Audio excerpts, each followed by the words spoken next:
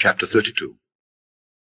And Jacob went on his way, and the angels of God met him. And when Jacob saw them, he said, This is God's host. And he called the name of that place Mahanaim. And Jacob sent messengers before him to Esau his brother unto the land of Seir, the country of Edom. And he commanded them, saying, Thus shall ye speak unto my lord Esau. Thy servant Jacob saith thus, I have sojourned with Laban, and stayed there until now. And I have oxen and asses, flocks, and men servants and women servants. And I have sent to tell my lord, that I may find grace in thy sight. And the messengers returned to Jacob, saying, We came to thy brother Esau, and also he cometh to meet thee, and 400 men with him. Then Jacob was greatly afraid and distressed, and he divided the people that was with him, and the flocks and herds and the camels, into 2 bands, and said, If Esau come to the one company and smite it, then the other company which is left shall escape. And Jacob said, O God of my father Abraham, and God of my father Isaac, the Lord which saidst unto me, Return unto thy country and to thy kindred, and I will deal well with thee. I am not worthy of the least of all the mercies and of all the truth which thou hast showed unto thy servant. For with my staff I passed over this Jordan, and now I am become 2 bands. Deliver me, I pray thee, from the hand of my brother, from the hand of Esau, for I fear him, lest he will come and smite me and the mother with the children. And thou saidst, I will surely do thee good, and make thy seed as the sand of the sea, which cannot be numbered for multitude. And he lodged there that same night, and took of that which came to his hand a present for Esau his brother, 200 she-goats and 20 he-goats, 200 ewes and 20 rams, 30 milch camels with their colts, 40 kine, and 10 bulls, 20 she-asses, and 10 foals.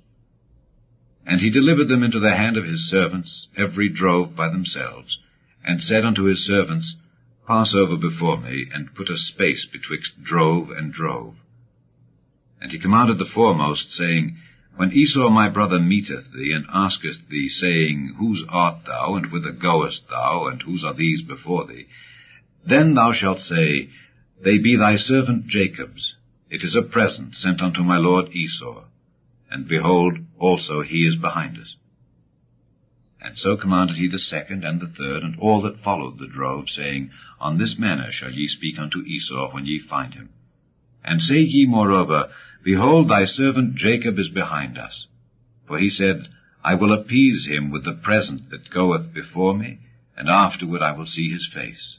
Peradventure he will accept of me. So went the present over before him, and himself lodged that night in the company.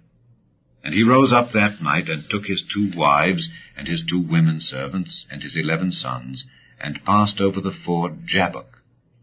And he took them, and sent them over the brook, and sent over that he had. And Jacob was left alone. And there wrestled a man with him until the breaking of the day. And when he saw that he prevailed not against him, he touched the hollow of his thigh, and the hollow of Jacob's thigh was out of joint, as he wrestled with him. And he said, Let me go, for the day breaketh. And he said, I will not let thee go, except thou bless me. And he said unto him, What is thy name? And he said, Jacob. And he said, Thy name shall be called no more Jacob, but Israel. For as a prince hast thou power with God and with men, and hast prevailed. And Jacob asked him, and said, Tell me, I pray thee, thy name. And he said, Wherefore is it that thou dost ask after my name? And he blessed him there. And Jacob called the name of the place Peniel, for I have seen God face to face, and my life is preserved.